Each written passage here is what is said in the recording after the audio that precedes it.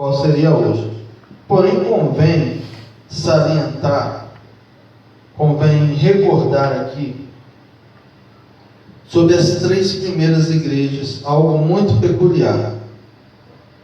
As 3 primeiras igrejas, a gente falava do caráter histórico dela e do lado profético.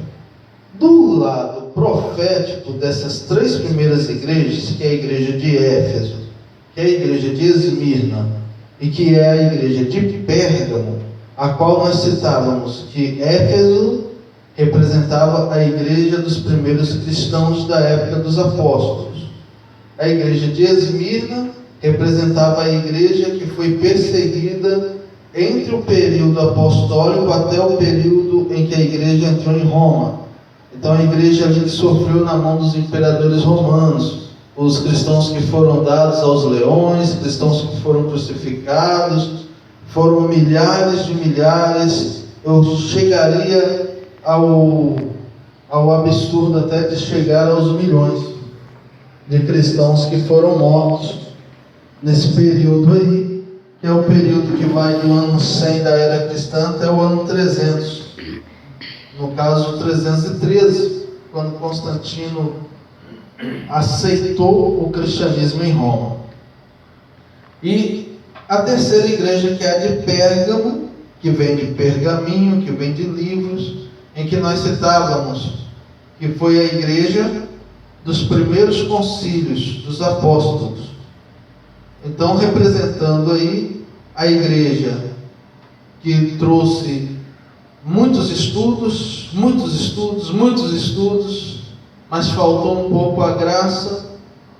Então se criou muitas heresias, se criou muitas coisas, chegar até o ponto de falar que Jesus era casado com Maria Madalena, chegar até o ponto de se falar que Jesus ressuscitou só o Espírito, chegar até o ponto de falar que o corpo de Jesus na terra era pecador, mas o lado divino dele era santo. Então teve muitas heresias que foram combatidas nos 4 primeiros concílios da igreja. Lembrando também que os 4 primeiros concílios da igreja, nós trazemos todas as suas definições nas nossas igrejas hoje. Tudo que foi definido nos 4 primeiros concílios da igreja, nós carregamos eles hoje, as definições que foram aceitas ali. Tanto é que o canon bíblico, ele também foi realizado ali também. A Bíblia, da forma que nós temos hoje, ela não foi juntada de uma vez ali, mas foi definida seus livros ali, nos 4 primeiros concílios da época cristã. É claro que a partir daí, dos 4 primeiros concílios, entrou o papado, entrou a igreja do Papa, a igreja do dogma, a igreja do falou, está falado, se o Papa falou, está falado. Aí quando entra essa igreja, aí nós entramos na fase de Tiatira. E nós citamos na aula passada, e aqui nós já vamos entrando na igreja de Tiatira, foi na última igreja que nós estávamos citando no culto passado, que quando se faz referência profeticamente da mulher que estava ensinando na igreja, mas num sentido de profetizando e ensinando para que aqueles que estavam naquela igreja caíssem e se prostituíssem e comessem do que era consagrado à idolatria. Então nós citávamos que foi o período em que entrou os dogmas da igreja romana, os dogmas da igreja papal, os períodos em que começou a ter oração pelos mortos, começou a se acreditar em purgatório, começou-se a celebrar a missa de costas para o povo, começou muitas coisas aí nesse período, que é o período que vai do ano 500 aproximadamente até o ano de 1500 da nossa era aproximadamente. Aí quando vai falar da carne sacrificada aos ídolos, aí sim também fazemos referência ao período ali por volta do ano 700, em que se entrou os ícones e a veneração de imagens ou de ícones dentro da igreja. Isso foi aceitado. Nesse período em que entrou a adoração dos ídolos, aí nós vamos falar que é ídolos mesmo, irmãos. E a gente sempre traz dessa forma, por mais que quem está no catolicismo romano fala que não é ídolo, né? Nós só veneramos, nós lembramos, mas é ídolos, é enculturado, é trago da Babilônia para dentro da igreja, né? Então, é ídolo. Então, nesse período, teve o primeiro racha da igreja. Como assim? Primeira discordância. Alguns ficaram ligados a Roma e outros falaram assim: não, nós não queremos nada com Roma. Roma está contaminada, Roma se contaminou, trouxe contaminação para dentro da igreja, então nós vamos seguir por nós mesmos. Aí criou-se a igreja que hoje a gente chama católica ortodoxa, na época apenas igreja ortodoxa, na época apenas, que não seguiu Roma, não seguiu o Papa. Nessa época se criou a igreja de Constantinopla, ou seja, com sede em Constantinopla, onde lá, até os dias de hoje, tem um patriarca e não um papa.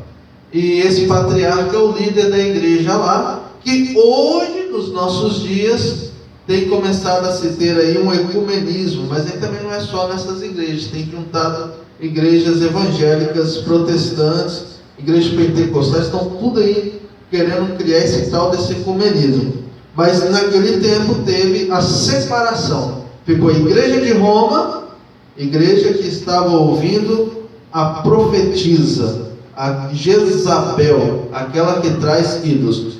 Quando faz menção a Jezabel, irmãos, vale a pena lembrar que lá no Antigo Testamento teve uma mulher com esse nome. E é por isso que João, quando ele vai escrever isso aqui no livro de Apocalipse, ele traz justamente o nome dessa mulher. Não quer dizer que a mulher que havia em Tiatira naquela época se chamava Jezabel, mas quer dizer que ela agia como a Jezabel do Antigo Testamento. E como que a Jezabel do Antigo Testamento agia? Ela agia da seguinte forma: trazendo os ídolos da terra dela para dentro do povo de Israel. Então, isso que Jezabel fazia, ela trouxe Baal, ela trouxe os ídolos da terra dela para dentro do povo de Israel. E o rei da época, Acabe, esposo de Jezabel, tudo que ela falava, ele ficava na dele.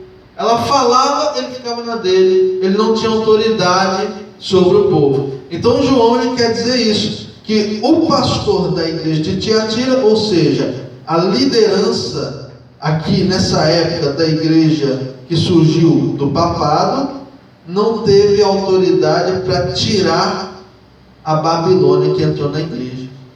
Não estava tendo autoridade. A Babilônia entrou na igreja, só que o papado ali, a liderança, não teve mão firme para pegar o que era babilônico, os ídolos, aquelas coisas todas, e retirar. Não teve essa autoridade. O que tinha na Babilônia, irmãos, no Antigo Testamento? Astrologia, feitiçarias, muitas coisas. Quando nós vamos ver o livro de Daniel, nós vamos ver que lá tinha magos, feiticeiros, interpretadores de sonhos, eram os sábios, os astrólogos na Babilônia. Isso entrou tudo dentro da igreja romana naquela época, nessa época que a gente trata como a fase da igreja de Tiatira, que é a época da igreja do Papa. Entrou isso tudo dentro da igreja. Aí vai chegar a dizer, quando nós vamos ler no verso 25,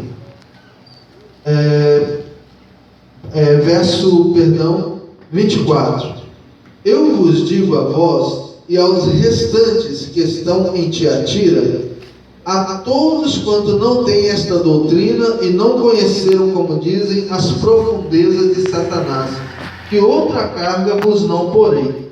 Jesus aqui, ele não pede para que essa igreja se arrepende, mude, nada não. Ele fala assim: ó, tudo bem, vocês chegaram até onde estão, Eu peço só que aqueles que não se contaminaram com os ídolos, aqueles que não se contaminaram com esse tipo de doutrina, permaneçam fiéis do jeito que estão.